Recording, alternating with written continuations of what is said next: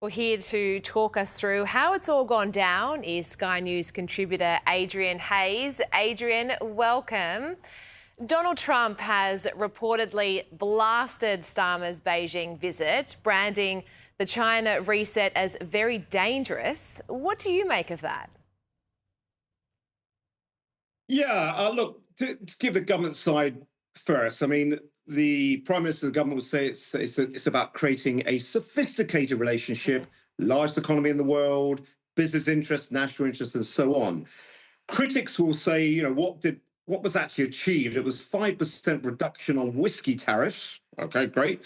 It was a visa-free travel for tourists and business interests, and a cooperation and intelligence sharing to stop engine spare parts getting to the illegal channel migrant smugglers.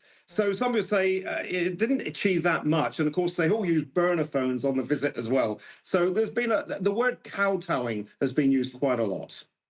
Well, in addition to the talks with Beijing, Sir Keir Starmer says that discussions are ongoing with the United States, and this is over that controversial deal to hand the Chagos Islands to Mauritius.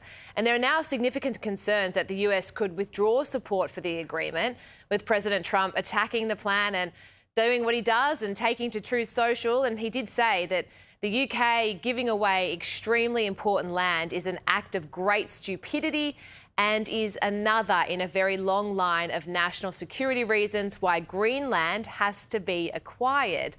Adrian, can you just explain to our viewers what this all means?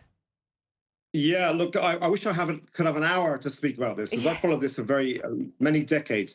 The Chagos Islands were ceded to Britain in 1814, and what the British government did disgracefully in the late 60s was forcibly remove 10,000 Chagosians, some to Mauritius, some to Seychelles, some to the UK, and have unilaterally, really on the basis of a very vested interest-driven United Nations court judgment, decided to hand back these islands to Mauritius, which never had any part of the islands.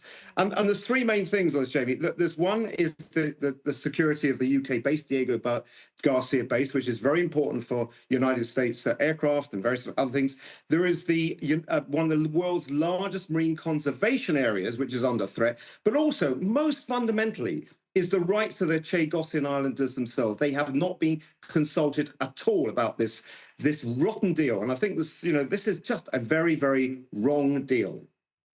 And just talk to us about Trump's concern about Mauritius being linked to China and now making this quite vulnerable if the island is handed to them.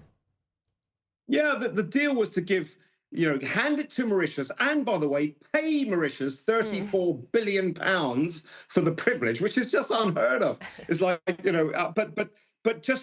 and then leasing back the Diego Garcia military base. But it creates all sorts of uncertainties. What could happen to the outer islands? Could China or other islands or other nations put bases on these outer islands? It's a very insecure deal. And it looks like Trump has finally sort of woken up and said, this is an utterly stupid idea. And as I said, there are certain things that's right and wrong. This is a very wrong deal.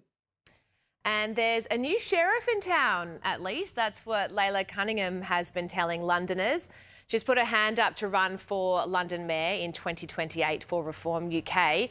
She says that she's fed up with the crime spiral. Let's take a listen. If I'm mayor, there will be visible policing. There will be a zero tolerance approach, because even if you shoplift a £20 piece of steak, that's corrosive to the community. There will be consequences. You know what there'll be? There'll be a new sheriff in town. It looks like she means business, Adrian. What's the response been?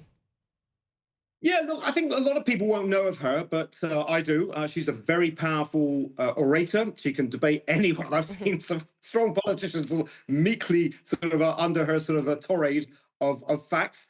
And I think that the fact is that London, and a lot of Australians are even leaving London, it's become a crime-ridden city. You've got a mayor who is absolutely useless, who's more concerned with gender ideology and racism on anything and climate change and net zero policies than policing our streets and making it a safe city. So she's got a good chance. And I think most people in the UK would really do hope that at least Sadiq Khan gets booted into touch, and we get someone who's going to put Londoners and the country first. And what do you make about the Tory defections over to Reform UK? We obviously get some headlines here, but what's the narrative like over in the UK about this? Yeah, they get some high-profile figures. Robert Jenrick, former Justice Secretary, and many other cabinet ministers coming over. There is there is a steady trickle from Conservative to Reform. Now, the critics will say that this is clearing out the dead wood from the Conservatives.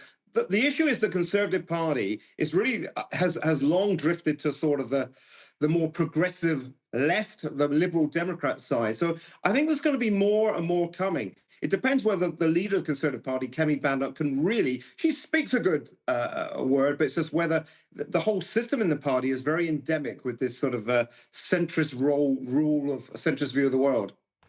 Yeah, it's fascinating to watch it, I must say. I will leave it there, Adrian. Thank you so much for joining me this evening.